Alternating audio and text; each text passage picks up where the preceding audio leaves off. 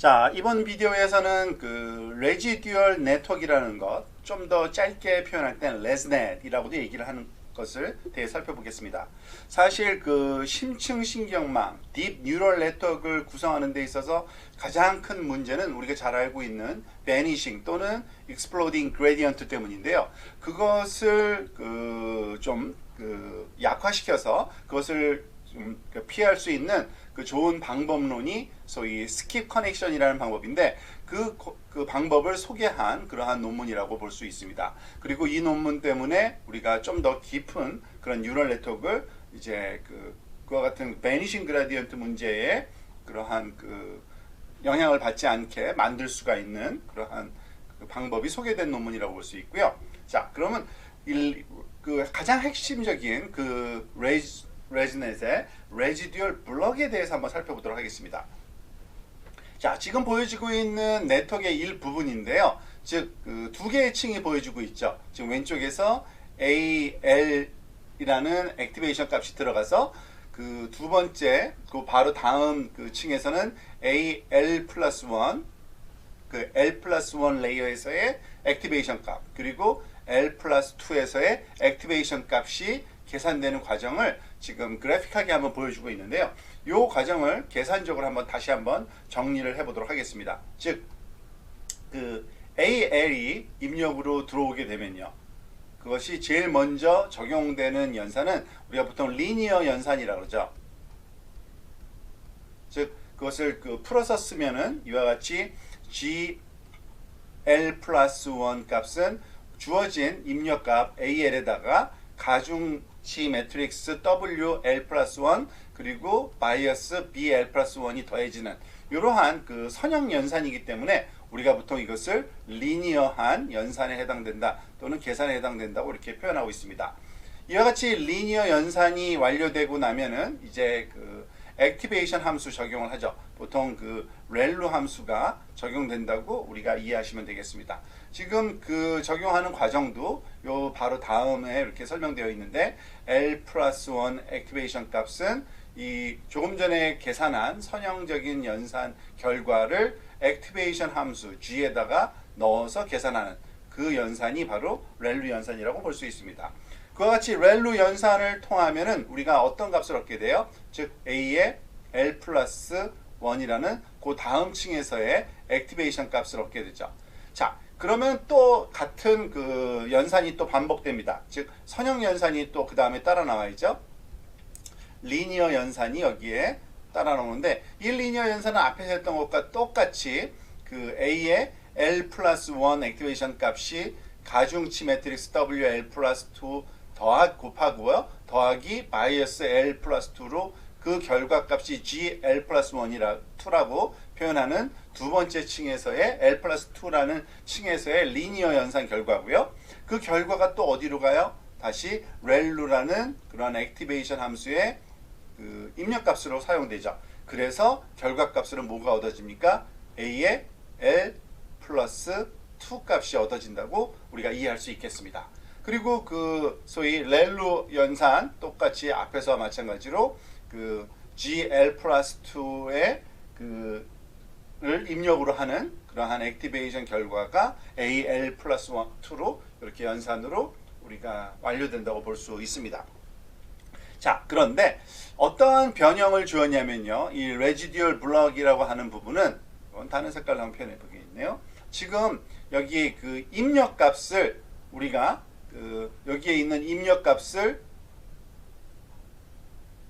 여기에다가 삽입을 한다라고 보시면 되는 겁니다. 자, 이것의 이 네트워크상에서의 삽입은 조금 이상해 보이는데 요 연산 과정에서 순서에 의해서 살펴보면 좀 명확해지는데요. 예를 들어서 여기 우리가 첫 액티베이션, 첫 번째 레이의 액티베이션 값을 이렇게 가져다가 여기에다가 집어넣는 겁니다. 근데 여기다 집어넣을 때는 당연히 플러스 연산자를 써가지고 이전에 리니어 값과 그 결과 값을 합쳐주는 연산을 하는 겁니다. 자, 그렇게 되면은 어떤 연산이 시행되는 거냐면요. 지금 여기 보면은 이와 같은 연산이 시행되는 게 아니고요. 대신 A의 L 플러스 2 값이 액티베이션 결과로 얻어지지만 그때의 입력값이 당연히 거기서 계산된 지 L 플러스 2 뿐만 아니라 더하기 앞부분에서 가져온 A, L, 즉 이전 두 개 층 앞에서 가져온 액티베이션 값 AL을 합쳐서 우리가 그것을 소위 액티베이션 함수의 입력으로 사용하는 그 결과가 마지막에 얻어지는 이러한 연산이 이 부분에서 수행된다는 얘기입니다. 그래서 AL 플러스 2가 좀 다른 값으로 계산되는 거죠. 보통 이러한 과정을 스킵, 그러니까 숏컷이라고도 하고요. 우리가 알다시피 지름길이니까요. 또는 스킵 커넥션이라고 부릅니다. 그러니까 뛰어넘어서 연결됐다.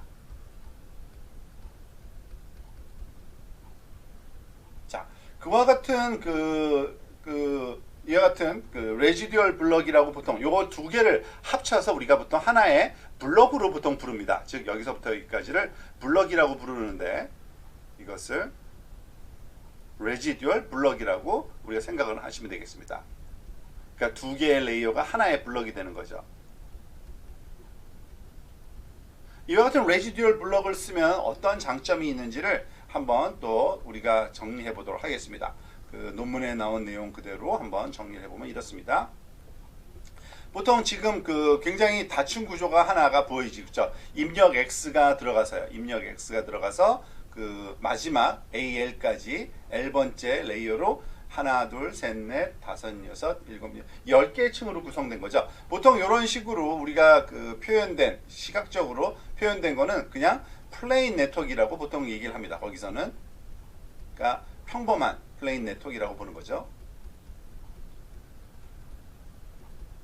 자, 그런데 이 레지듀얼 네트워크를 우리가 사용하는 경우는 이 플레인 네트워크를 그대로 쓰는 게 아니라 우리가 앞에서 본 것처럼 이 첫 번째 입력값을 그 다음뿐만 아니라 그 다음 층에 또 입력값의 일부로 활용하고요. 그죠? 그리고 여기에서도의 값도 또 그 다음 층의 입력값, 그 바로 다음 층이 아니라 다다음 층이라고 할 수 있겠죠? 그 다다음 층의 입력값으로 이렇게 스킵 커넥션을 해주는 겁니다. 그러다 보면은 지금 블럭 측면에서는 5개의 레지듀얼 블럭이 만들어진다는 걸 알 수 있습니다. 즉 이게 한 블럭이고요. 요것도 한 블럭이고요. 두 개가 하나의 레지듀얼 블럭으로 묶여져서 소위 단위적으로 우리가 지금 5개의 그런 레지듀얼 블럭으로 구성된 커넥션이라고 이해하시면 되겠습니다. 자, 근데 그렇게 되면 어떤 다른 점이 있냐면요. 우리가 보통 뉴럴 딥, 그러니까 네트워크를 딥하게 구성하면, 즉 레이어의 개수를 늘리면 늘릴수록